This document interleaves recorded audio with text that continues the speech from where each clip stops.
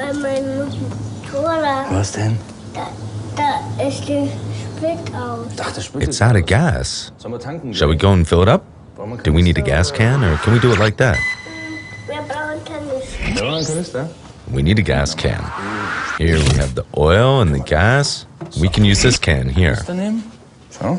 Wo muss das rein? Where do we fill it up? Da. Here? Alles klar? Jetzt kannst du wieder fahren. Okay, good to go.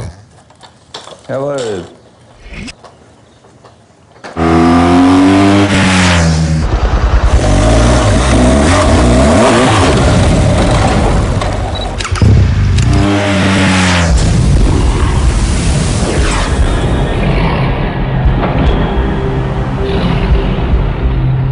I'm going to BMW to buy myself a motorbike. One motorbike I can do everything with, so it'll have to be the GS. That's why I've had my GS for 20 years, and I intend to keep it. Okay, we'll put yours to the left. It doesn't matter if I want to go fast or slow, or if I'm in a good mood or a bad mood. I just feel great riding it. It's just perfect.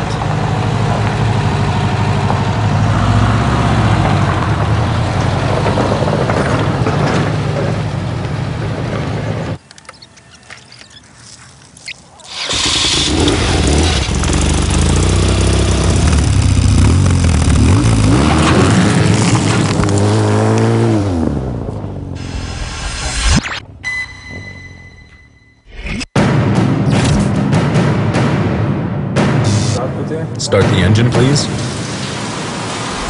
60 kilometers per hour. Now 100, then step on the gas.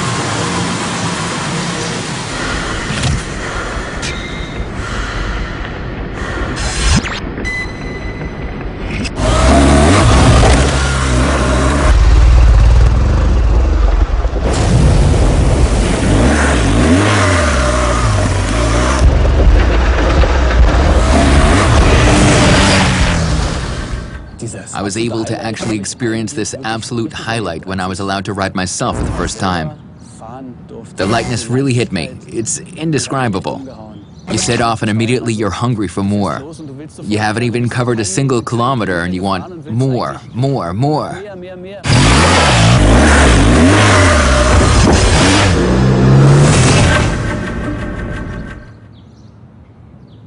In BMW's CAD, there are those golf bags, so that every convertible has enough space for golf bags. Not so many golfers ride a sidecar bike, but a crate of beer fits in here perfectly.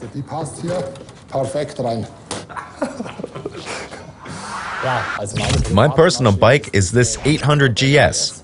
It's still the old 2-valve model. As we say, an old flame never dies. This holder was actually built for use in the winter, but if you feel like it in the summer,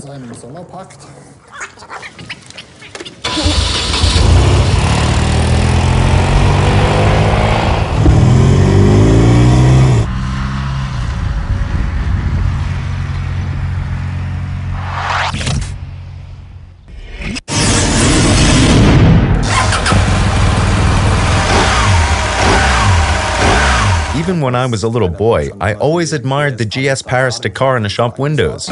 Now I'm allowed to work with it. That is fantastic.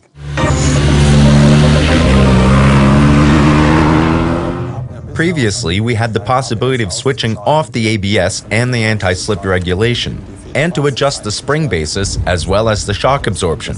But there were always 4 actions involved in that.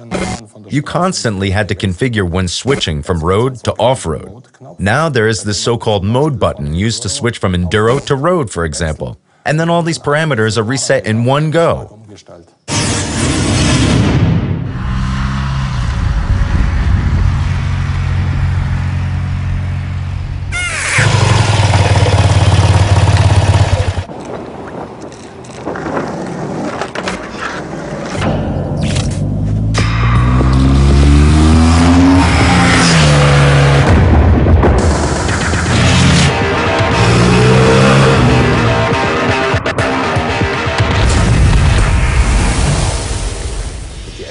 GS, that means normal roads. Relaxed riding on country roads, easy riding and such things, plus luggage. Full throttle on the motorway, the aspect of off-road. And yes, the previous model was very good at that, but I really wanted to take it one step further and extend this large spectrum. And I think with this electronic chassis and the riding modes, I managed to do that.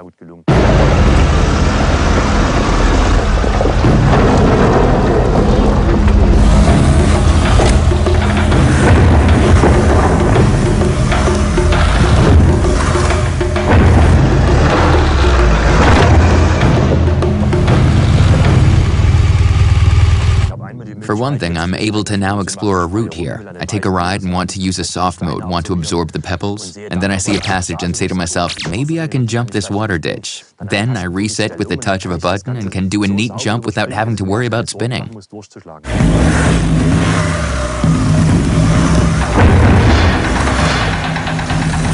I think that more people will actually go off-road to try this. Initially, they will be hesitant, and when they experience it, they'll want to go back again and again.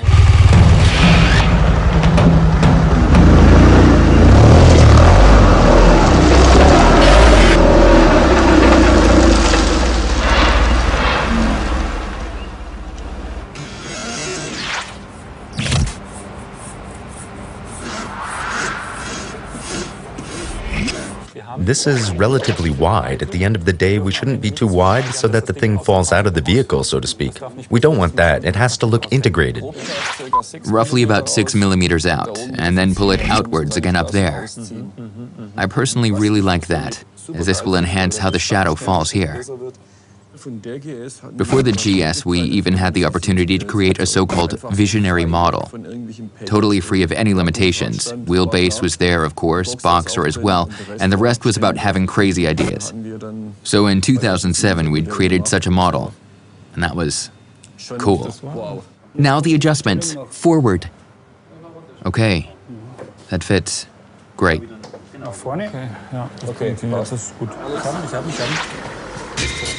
Look, here comes the designer again. Now forward, quite far forward. Now the little gearbox, nicely lubricated. Take your time, Ralph. Yes, not a problem. It's only 9:30. All the way to the front, guys, yes.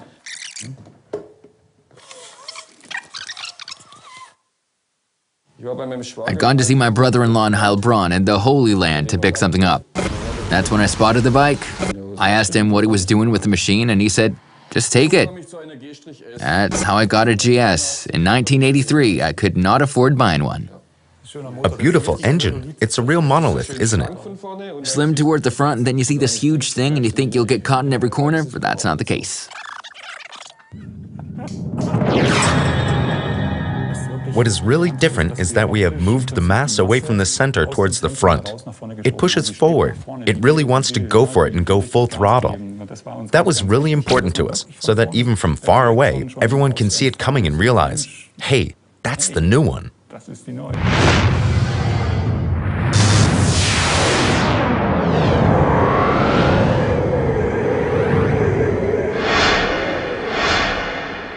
It was in very bad shape and looked awful, covered in rust. First, we had to overhaul the carburetor just to a minimum level. And then I rode this thing that almost fell apart all the way to Venice, without any problems. I so fell in love with that machine. Absolutely great. I think it's a classic. So, you want a beer? When it came to the headlights, we had the opportunity to realize full LED headlights with integrated daytime lights that go around this U-shaped element containing the lens package. For the high beam and the low beam, there's another X element. The LEDs sit on and it spreads out like that. Looks really cool.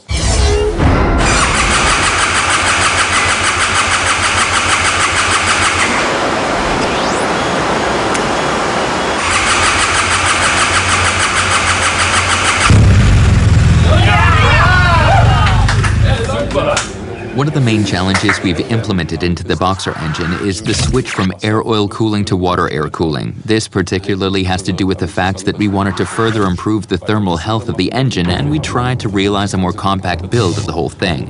The engine is even more emotional, more enthusiastic, and everything has a certain lightness to it, which represents an enhancement in comparison to the current version.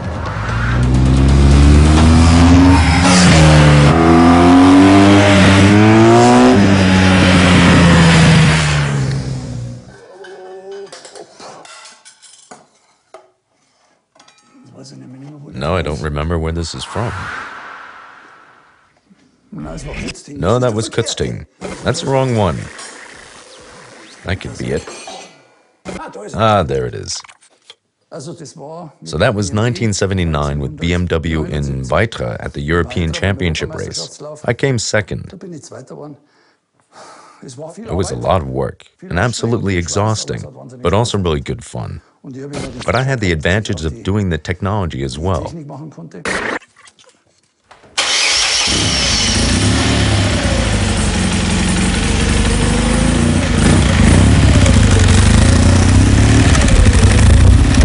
That was the original base model, yeah. I left 6 years ago now, and time doesn't stand still.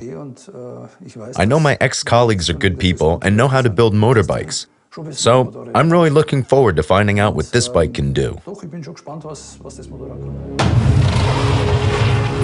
Laszlo.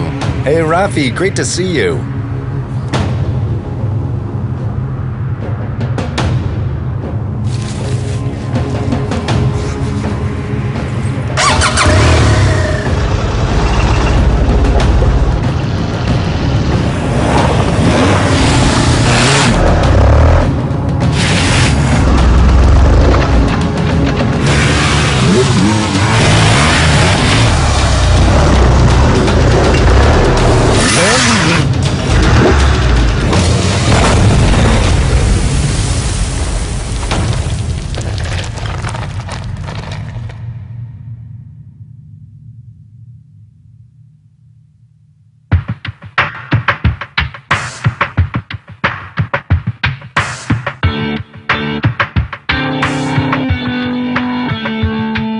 To make a great vehicle even better, you need a good team.